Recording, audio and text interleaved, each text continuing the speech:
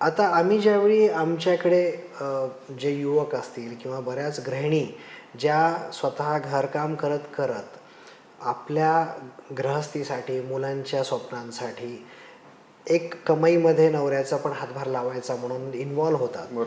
किंवा बरेच असे पण लोक आमच्याकडे येतात जे ऑलरेडी नोकरी करत आहेत.